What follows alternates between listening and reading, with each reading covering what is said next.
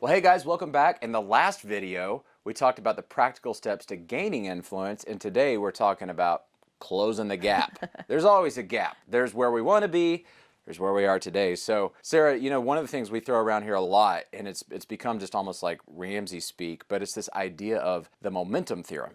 And you build momentum in anything by kind of this formula, which is you focus on it, you do it with intensity, you do it over time. You can't just be focused for a day, but over a season, and you multiply that by the power of God working in your life, and it creates this unstoppable momentum. And so starting to close the gap, really, it's like, what are the disciplines I'm going to do every day and focus on with intensity? So we want to break down some areas that leaders can focus on, or they can have their team focus on, that are going to help close the gap. And the first one is, we talk about a lot, just that significance of leading yourself.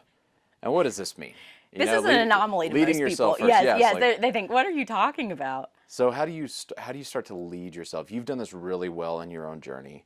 Where did you kind of link up? I gotta take care of myself here. I gotta be an adult. I can't wait on somebody to do this for me. And tell me what to do. Yes, That's right. Yes, here's my step-by-step guide. I wish. I was laughing because I was thinking about, who was it that talks about you're not born a leader? Yeah. They don't pop out and go, it's a leader. It's a leader. It's just a baby. It's just a baby. It's a decision, right? Yes. So I was laughing, thinking about, you're exactly right. It's the discipline of what you do every day. Going back to what we talked about in the previous video, if you haven't watched the previous video, go back and watch that. You have to drive what winning looks like, and for you. And part of that we talked about in the second video is asking good questions. So sitting down with your leader and figuring out, okay, what is it that winning looks like for me? And then I've got to drive whatever it is that needs to happen to make that happen. No one's going to give me a step-by-step booklet on how to do that.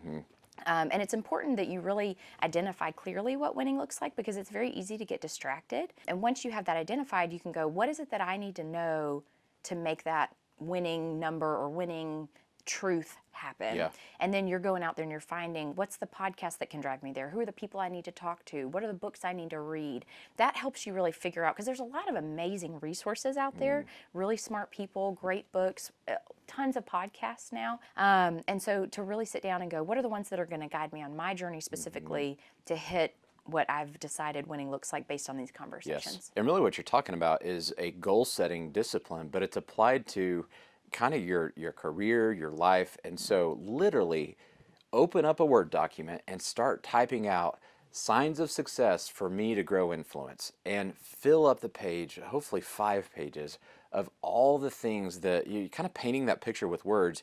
Here's what it would look like for me to build influence. Here's why it matters to me. Here's why I'm committed to doing this, even if my peers aren't doing this right now. When you can put a plan on paper and actually do the work to kind of write all that out, it will put you instantly, just doing the homework will put you in the top 5% of people on your team, on the planet. No one does that first step. It's just writing out a plan and going, I'm going to commit to this. And what it also allows you to do is bring that in and sit down with someone on your team or your leader and go, hey, I want to go for this. I think I'm probably not there yet. Will you help me with a few key things here that you think you would have me start to kind of work on? And that really is the starting point, is it not? I love it. And I love what you said also about don't compare yourself to others. That's a huge part of leading yourself. A lot of times we can look around and go, but they're not really doing that. Why should I do that? Like, you set yourself apart. You drive this lane yourself. You lead yourself in these areas and make these things happen. Forget about those other people. Who cares what they are or are not doing? You identify that winning and you go after it. Yeah. And we talk a lot about how you can do all of those things, but we all still have blind spots. Absolutely. And so the antidote to bumping into things out of lack of self-awareness or your blind spots is it goes back to asking questions.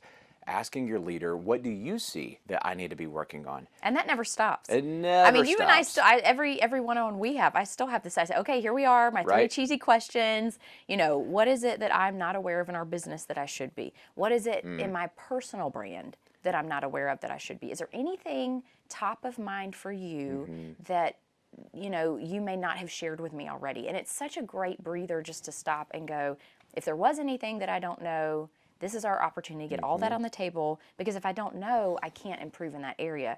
I can't possibly be self-aware of all of the gaps I have. Right. I have to ask you, and And the great thing about asking your leader or a peer is they're for you. They're going to tell you, not because they're trying to criticize you, but because when you know, you can then, what is it Clay Scroggins talked about? You can't change until someone's honest with you. Yeah, that's right. Yeah, full transparency. Right. And so the first step in that is, one, assume you have gaps and blind spots. Absolutely. Secondly, what's a little weird about growing your self-awareness is when you ask for that feedback, what people tell you, if they're honest, doesn't really make sense, because the fact that it's in your blind spot means you can't see it. So you're kind of going on faith that there's this thing, that you have this quirk, or you have this habit of doing this a certain way, and it feels funky to everyone else, and you're going, it doesn't feel funny to me. Well, yeah, that's why it's in your blind spot. And so you really got to mine for that. And another thing Clay talks about is feedback is a lot easier for people to give you when you pull it, not when they feel like they have to push it. And so, like you're talking about, every time we meet, I feel like you're going, hey, is there anything I can work on? And it just makes it real easy to go, well, yeah, there's this one thing since you're asking. And that's what you want the tone to be. If you're asking your leader, your peers, I really want to know. I really want to know. Not that you check the box and you go, God, I went on record as asking for feedback, but you're really trying to get better. And you're really trying to figure out, where am I weak and deficit that I can improve?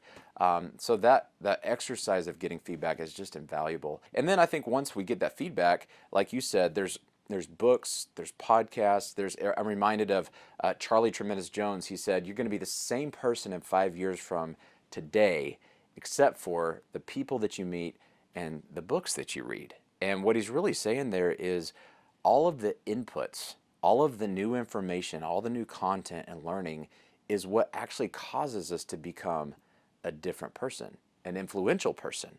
And so we are huge advocates of proactive personal development, personal growth. And it's tough to just sit on a rock and have all that stuff just kind of come to you. You know, that people are like, I'm just going to go meditate all day. Okay, if that works for you, great. But I got to have something tangible, which is go to a conference, buy a book and read it, book a lunch with somebody and have a conversation.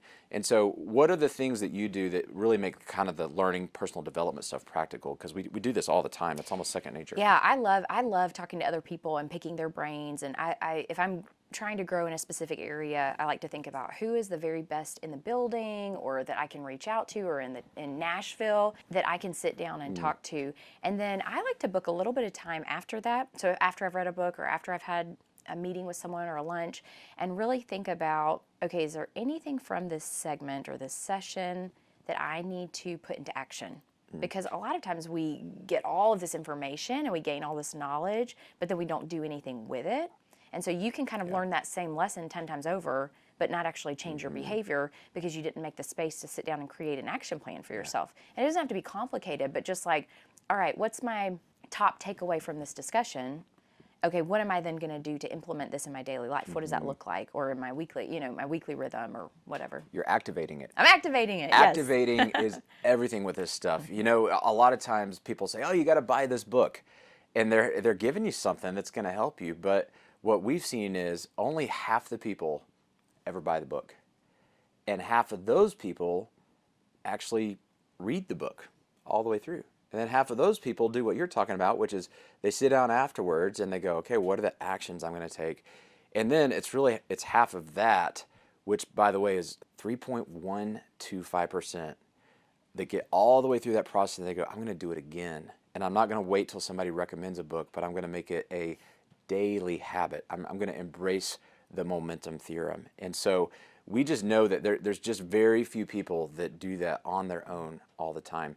And this is part of why leadership is so hard, because we get into leadership because we're kind of in that 3.125%, and we're trying to pull the 96% up to this level. And sometimes you just feel like you're leading the horse to water, but you can't make them drink. But there's good news. There are things that you can do to expose your team to resources. They may not go find them on their own. They may not be in that 3%, but you can get them there as the leader by promoting, hey, here's a book we're all going to read together. Hey guys, here's a podcast I'm listening. I did this just yesterday. I texted one of my leaders and I just finished listening to a great podcast. It was something that this leader's been kind of challenged with. And I said, I just heard something that you're going to love. Listen to it. It's 15 minutes and then let's talk about it. And it lit them up. So part of our job as leaders is get our team exposed to great content. They may not be out there finding it on their own.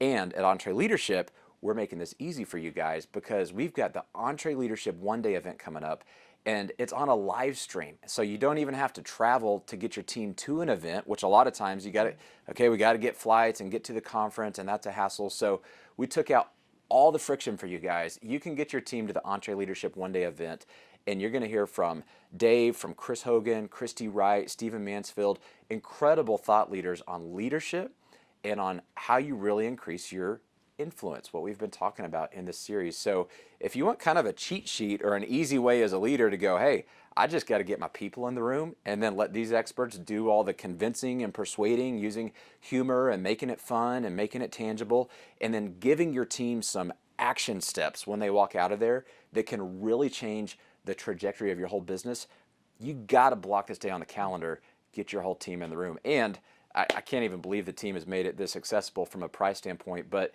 normally it's $69 for a ticket to this, and that's for your whole office. I mean, if you got 10 people in there, it's 100 people, it doesn't matter, one person, $69 would be worth it for one person. But go ahead and huddle up your team, get everybody to cancel their plans on this day, and get it knocked out because it can really impact your business. But when you buy today, the team's knocking off $20, so it's only $49. So jump on that as a starting point, and then I would say coming out of that, you're going to hear recommendations of books people need to be reading, new things that they need to be implementing into kind of these feedback loops we're talking about. And so book a little time after that event for the team to huddle up and go, okay, what are we going to do with this? That's your first step into growing leaders, which is the first step into you having more time to work on the business and not be putting out fires all the time. What if you had a lot of leaders around you who are helping carry the water? And so you and I are privileged. Talk a little bit about how that feels when we've got people around us who are doing a lot of the leadership. What's it allow us to do? Oh my gosh, it gives us the breathing room. Well, and I thought of one last thing while you were talking about that. You know, we are tempted to spend all of our time kind of dragging that horse to water and forcing him to drink. But look for those natural leaders, those people who are embracing it, those people who are driving themselves, because that's the mark of a true leader, is someone who is self-driving, who isn't constantly looking at you and waiting for you to tell them the next step. You can't do that. You don't have time to hold their hand. So this is a beautiful opportunity to really look at those natural up-and-coming leaders and start pouring into those people. Okay, but here's the thing. Not everybody's going to do that, but the ones who do, those are your leaders. Those are the ones you want to invest in. That's a good little test to kind of go, hey, who's going to take this thing seriously? Who really wants to increase their influence? That's where you want to pour your energy. So go ahead and book it on the calendar. Go on the link right now, lock it in. It's $49. It's a no-brainer. Commit to getting your team on board. Hey, signing up is easy. Committing the time for you and your team, that's the work. So $50 is nothing.